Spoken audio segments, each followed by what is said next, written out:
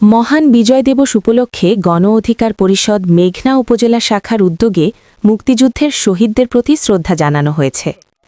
আজ ১৬ ডিসেম্বর সকালে মেঘনা উপজেলা প্রাঙ্গণে অবস্থিত মুক্তিযুদ্ধের শহীদদের বেদিতে পুষ্পস্তবক অর্পণের মাধ্যমে গভীর শ্রদ্ধা নিবেদন করে গণ অধিকার পরিষদ মেঘনা উপজেলা শাখা।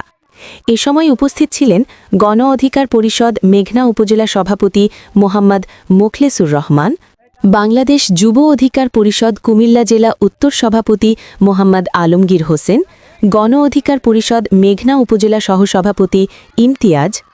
এছাড়াও উপস্থিত ছিলেন গণ অধিকার পরিষদের খায়ের উদ্দিন, ডালিম হাউদ, যুবনেতা শেখ ফরিদ, আরিফ, মাসুম, জলিল সহ গণ অধিকার পরিষদ ও বাংলাদেশ যুব অধিকার পরিষদ মেঘনা উপজেলা পর্যায়ের অন্যান্য নেতৃবৃন্দ।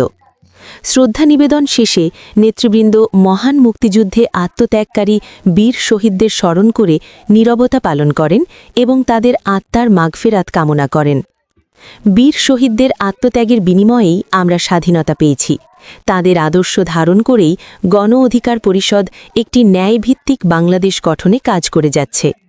মহান বিজয় দিবসে শহীদদের প্রতি শ্রদ্ধা জানিয়ে গণ অধিকার পরিষদের এই কর্মসূচি নতুন প্রজন্মের মাঝে মুক্তিযুদ্ধের চেতনা ছড়িয়ে দেওয়ার আহ্বান জানায়। আমাদের প্রতিনিধি কথা বলেছেন গণ অধিকার পরিষদ মেঘনা উপজেলা সভাপতি মোখলেসুর রহমানের সাথে। আসসালামু আলাইকুম, বিডি টাইমসে আপনাকে স্বাগতম। আমি এখন কথা বলবো মেঘনা উপজেলা গণ অধিকার পরিষদের সভাপতি মোখলেসুর রহমানের সাথে। কেমন লাগছে বিজয় দিবসে?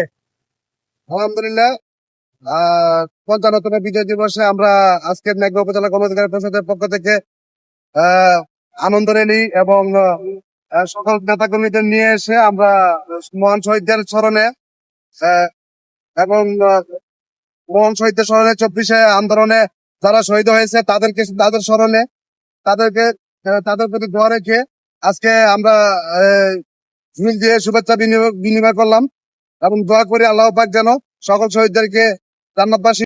আপনারা তো আগামীতে নির্বাচন করবেন, ইনশাআল্লাহ। কেমন সাড়া পাচ্ছেন জনগণের? আলহামদুলিল্লাহ, আমরা আসলে গণ অধিকার পরিষদ রাজপথ থেকে মানুষের অধিকার সংগ্রামের কথা বলেই সংগঠিত হয়েছে এবং বিপ্লবী একটা দল।